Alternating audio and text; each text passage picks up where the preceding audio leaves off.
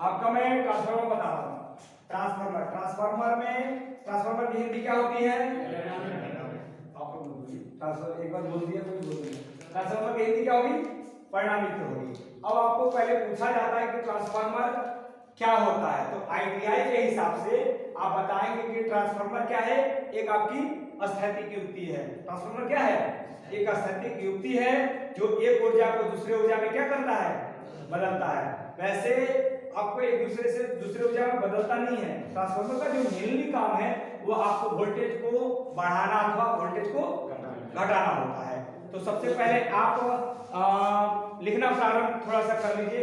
इसका आप एक चीज और कीजिए, आप अपना नोट्स बनाते रहेंगे ना, आपको एग्जाम में बड़ी वो काम करेगा। आप किताब से पढ़ लीजिए, रफ में लिख दिए, रफ में लिखने के बाद वो वैसे का वैसे रखेगा। एक नोट्स आपको शुरू में ही पता चुका था कि एक खासकर इलेक्ट्रिशियन की कॉपी बना लीजिए, उसमें पर डे लिखिए, चाहे वो राइटिंग खराब हो या अच्छी हो, क्योंकि वो लास्ट टाइम में आपको नोट्स जो बना हुआ होगा लास्ट टाइम में कम समय में आपको पढ़ने के लिए एग्जाम में कंपटीशन में काम आएगा। तो सबसे पहले आप लिख लीजिए ट्रांसफार्मर, एकदम बेसिक रूप से जो 2-3 पॉइंट मुख्य रूप से होते हैं मैं उसको बता रहा हूं। देखिए, लिखिए ट्रांसफार्मर एक स्थैतिक युक्ति है। ट्रांसफार्मर एक स्थैतिक युक्ति है जो वैद्युतिक रूप से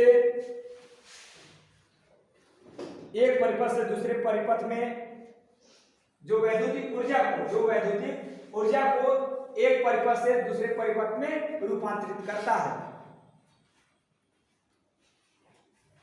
एक परिपथ से दूसरे परिपथ में क्या करता है? रूपांतरित करता है। अब देखिए यहां पर मैंने लिखवाया हुआ है कि ट्रांसफार्मर हिलता जुलता है, स्थैतिक युक्ति है, स्थिर रहने वाली युक्ति है। ठीक है, अब ट्रांसफार्मर के बेसिक में ही मैं आप लोगों को बता दे रहा हूं कि ट्रांसफार्मर का स्टार्टिंग में ही आपको सिंबल की जानकारी होनी चाहिए कि ट्रांसफार्मर का क्या है, सिंबल क्या है। तो ट्रांसफार्मर का जो सिंबल है वो कुछ इस प्रकार होता है। या तो ट्रांसफार्मर का सिंबल एक ये होता है, ये थोड़ा सा कलर वाला एरिया होता है और ये आपका कलर वाला एरिया होता है, लेकिन मुख्यतः आपको ये वाले जरूर मिल जाएंगे।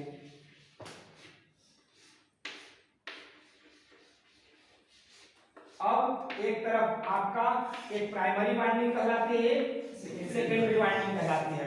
तो ट्रांसफार्मर का ये सिंबल हो गया। अब ट्रांसफार्मर को कैसे पहचानेंगे कि इधर वाला प्राइमरी वाइंडिंग है या उधर वाला प्राइमरी वाइंडिंग है? तो जिस तरफ आपकी सप्लाई लगती है वह आपकी प्राइमरी कही जाती है, जिस तरफ लोड लगता है वह आपकी सेकेंडरी कही जाती है। तो मान लो कि हमने यहाँ पर आपको एसी सप्लाई लगा दिया, ये आपकी प्राइमरी वाइंडिंग होगी। तो प्राइमरी वाइंडिंग को एनपी से सूचित करते हैं। प्राइमरी वाइंडिंग को किससे सूचित करेंगे? एनपी से सूचित करेंगे। जिधर हम लोड लगाते हैं उसको आपको सेकेंडरी कहते हैं और उसको आपको एनए से सूचित करते हैं। प्राइमरी वाइंडिंग और सेकेंडरी वाइंडिंग। फिर दूसरे बात का ख्याल रखा जाता है कि सर ये तो प्राइमरी वाइंडिंग और सेकेंडरी वाइंडिंग हो गई, जो प्राथमिक की तरफ वोल्टेज होगा वो वोल्टेज कौन सा होता है अब आगे बताएंगे। एक बेसिक रूप से इसको दिमाग में रख लीजिए, आगे काम आएगा, उसको वहां पर डिफरेंट तरीके से बताएंगे। यहाँ पर वोल्टेज कौन सा होगा? यहाँ वोल्टेज V1 होगा, यहाँ पर वोल्टेज आपका V2 होगा। और आपका इधर करंट जो होता है वह करंट आपका क्या होता है? I2 होता है, लेकिन इधर करंट I1 होता है। इसको मैं जहां पर क्लासेस आएंगे इस तरह के, उसको मैं ट्रांसफार्मर का बता दूंगा कि V1, NP और I2 और V2, I1 और NS ये आपके होते हैं ट्रांसफार्मर रेशियो। क्या बोले होते हैं? इन लोगों का औसत होता है, बेसिक रूप से फॉर्मूला होता है कि V1 बटा V2 N1 को क्या बोलते हैं? NP यानी प्राइमरी वाइंडिंग बटा secondary winding is equal to I2 बटा I1। और इस पूरे फार्मूले को बोलते हैं ट्रांसफार्मर रेशियो। ट्रांसफार्मर क्या कहेंगे? रेशियो।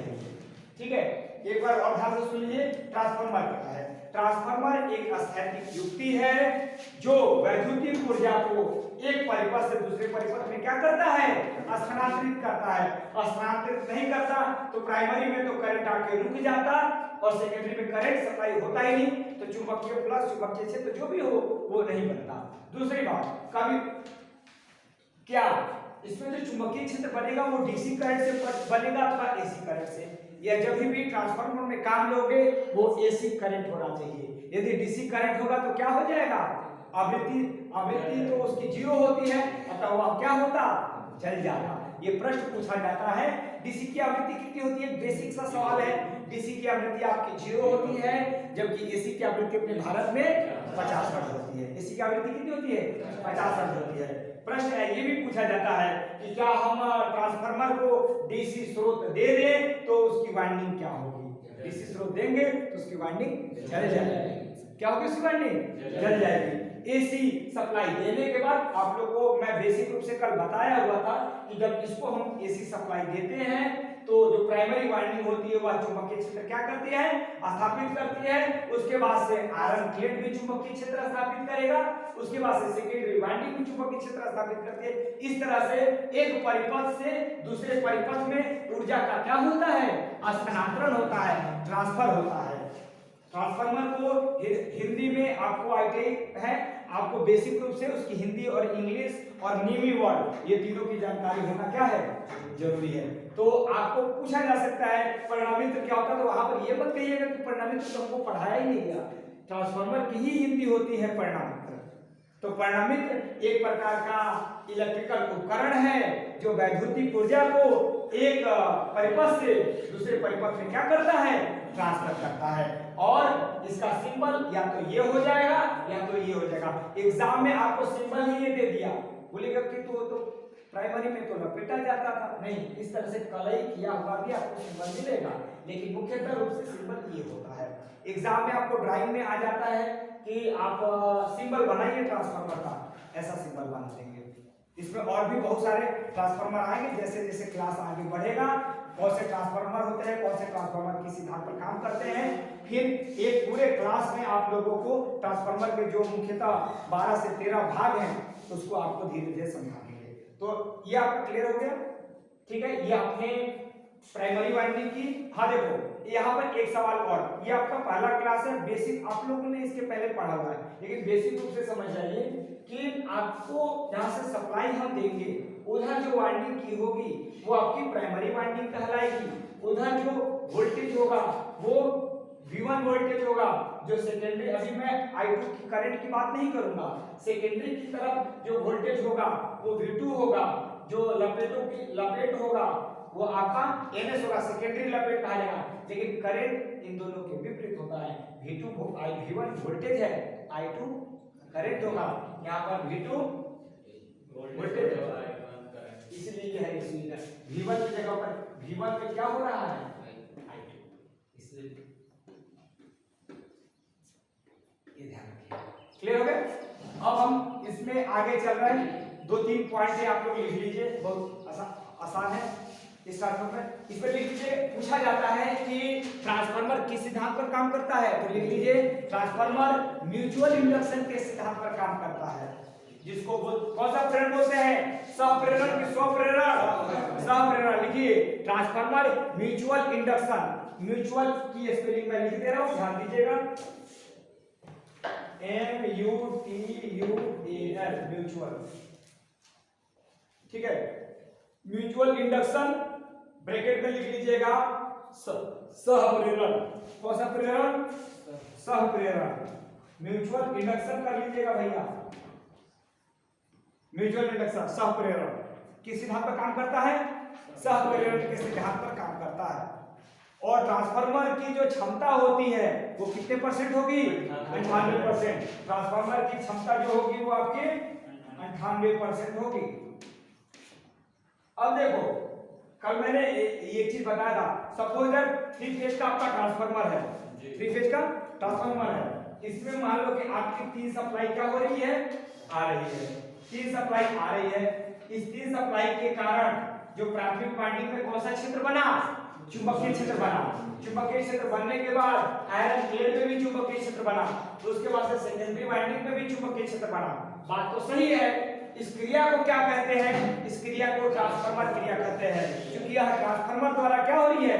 क्रिया हो रही है। ट्रांसफार्मर में AC supply I, AC supply के कारण प्राथमिक वाइंडिंग में चुंबकीय क्षेत्र बना, फिर आयरन प्लेट में चुंबकीय क्षेत्र बना।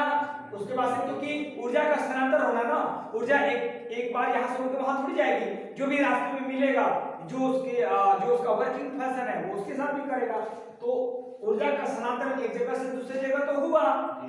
तो आपको इस प्रक्रिया को क्या कहेंगे? इस प्रक्रिया को कहते हैं, लिख लीजिए, ट्रांसफार्मर क्रिया। ट्रांसफार्मर यानी परिणामी प्रक्रिया, ट्रांसफार्मर क्रिया कहते हैं कि एक में प्राइमरी वाइंडिंग में सप्लाई आई, उसके कारण से उसका क्षेत्र बना, आयरन प्लेट में क्षेत्र बना, द्वितीयक सेकेंडरी वाइंडिंग में क्षेत्र बना। इस क्रिया को क्या कहेंगे? ट्रांसफार्मर क्रिया कहेंगे। अब मैं इसमें आगे चल रहा हूं, ये आपका हो गया। जो भी इंपॉर्टेंट चीज है इसको उतार लीजिए, इसको उतार लीजिए, उतार लीजिए। आप लोग से आवाजें आनी चाहिए। ट्रांसफार्मर की हिंदी क्या होगी? वाइंडिंग कितनी होगी ट्रांसफार्मर में? दो वाइंडिंग होगी आपकी। प्राइमरी में लोड जोड़ा जाता है कि स्रोत जोड़ा जाएगा? स्रोत जोड़ा जाएगा। सेकेंडरी में क्या जोड़ा जाएगा? लोड। वाइंडिंग कितनी होगी? दो। आयरन प्लेट होगा इन दोनों के बीच में। अब ये दोनों सिंबल हो गए, सिंबल आपको याद हो गया। प्राइमरी की तरफ वोल्टेज कौन सा होगा? V1। I2 क्यों आया, कैसे आया, वो बात में बताऊंगा। V1 वोल्टेज हो गया, NP बोले तो प्राइमरी वाइंडिंग, और I2 करंट, इधर आपको क्लियर हो गया। ठीक है, इसमें मैंने आपको बताया कि ट्रांसफार्मर किस सिद्धांत पर काम करेगा। तो ट्रांसफार्मर म्यूचुअल इंडक्शन के एक बेसिक समझते रहिए। ट्रांसफार्मर म्यूचुअल इंडक्शन के सिद्धांत पर काम करता है। दो वाइंडिंग होती है, बीच में आयरन प्लेट होता है, म्यूचुअल इंडक्शन के सिद्धांत पर काम करता है। एक ट्रांसफार्मर रेशियो का फार्मूला होता है V1/V2, NP/NS और I2/I1। ठीक है, अब इसमें मैं आगे चल रहा हूं। आप लोगों को ट्रांसफार्मर की क्षमता कितनी होती है? ट्रांसफार्मर की क्षमता 98%। अब आप लोगों को बता रहे बेसिक रूप से कि वोल्टेज के आधार पर 5-6 चीजें ऐसी हैं। वोल्टेज के आधार पर ट्रांसफार्मर कितने प्रकार के होंगे, आउटपुट क्षमता के आधार पर ट्रांसफार्मर कितने प्रकार के होंगे, शीतलन के आधार पर ट्रांसफार्मर कितने प्रकार के होंगे, फेज के आधार पर ट्रांसफार्मर कितने प्रकार के होंगे। तो बेसिक रूप से इसमें मैं पहला टॉपिक शुरू कर रहा हूं कि वोल्टेज के आधार पर ट्रांसफार्मर कितने प्रकार के होते हैं। इसको लिखना प्रारंभ कर लीजिए, लिख लीजिए। बता रहे ट्रांसफार्मर वोल्टेज के आधार पर, लिख लीजिए, वोल्टेज के आधार पर परिणामित्र दो प्रकार के होते हैं। वोल्टेज के आधार पर ना भी फेज का नाम लिए है, न किसी और अन्य चीज का।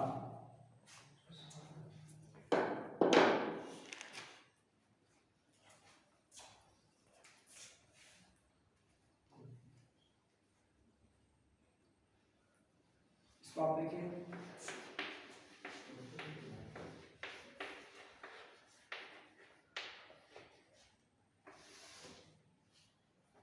वोल्टेज के आधार पर, किसके आधार पर भैया? वोल्टेज